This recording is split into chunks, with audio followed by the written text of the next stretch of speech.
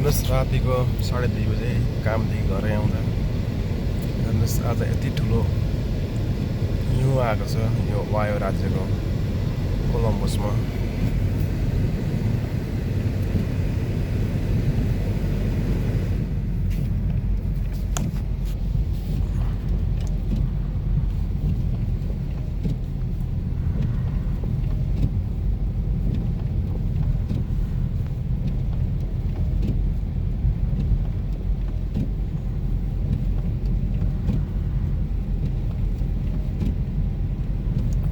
रातिको 2:30 बजेमा कामदेखि हिँड्दै थिएँ।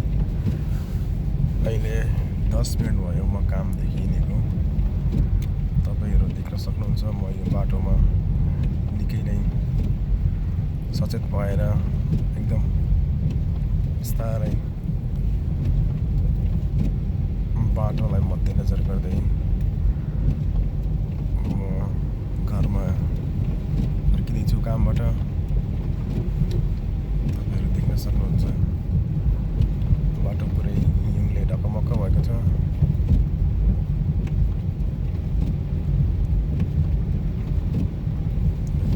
वरिपरिको पनि यस्तो पुरै एकदमै अस्तव्यस्त छ। हेर्नुहोस् बाटो पनि पुरै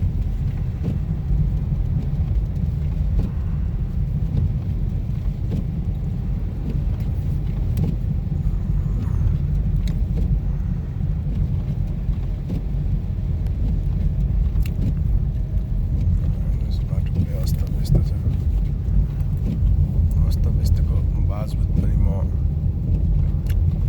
बाटोलाई एकदमै ध्यानपूर्वक म हुँदैछु। आई थिङ्क आज चाहिँ यो वायुमा आएको हिउँको चाहिँ पहिलो दिन चाहिँ निकै ठुलो हिउँ आएको छ।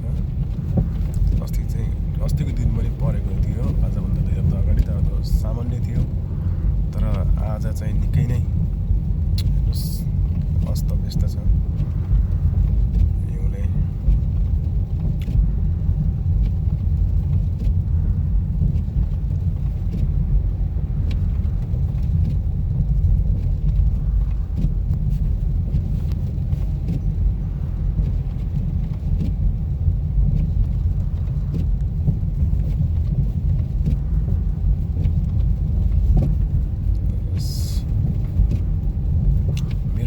काम चाहिँ घरदेखि चाहिँ 7 मिनटको बाटो थियो।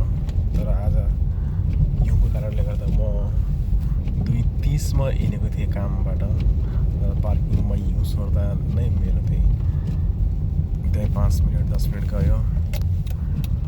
र अहिले म चाहिँ यहाँदेखि चाहिँ कामदेखि चाहिँ म हिँडेको चाहिँ ठ्याक्क 15 मिनट भइसकेको रहेछ।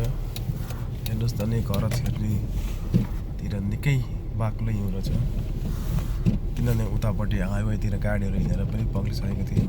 हेर्नुहोस् यहाँ पुरै हिउँले ढकमक्क छ, तपाईँ देख्न सक्नुहुन्छ। हेर्नुहोस् निकै हिउँले छरपष्ट भएको रहेछ। हेर्नुहोस् तपाईँ पुरै म देखाउँछु तपाईँलाई, तपाईँले देख्न सक्नुहुन्छ। हेर्नुहोस् म भर्खरै मात्रै घरमा आइपुगेको छु। तपाईँलाई म रातको मध्यरातको 3 पनि बज्न आँटिसकेको छ। हेर्नुहोस् म तपाईँलाई देखाउँदैछु। हेर्नुहोस् हिउँको अवस्था। म बल्ल घरमा आइपुगेँ। हेर्नुहोस् आज निकै ठुलो हिउँ पर्ला जस्तो छ रातभरिमा।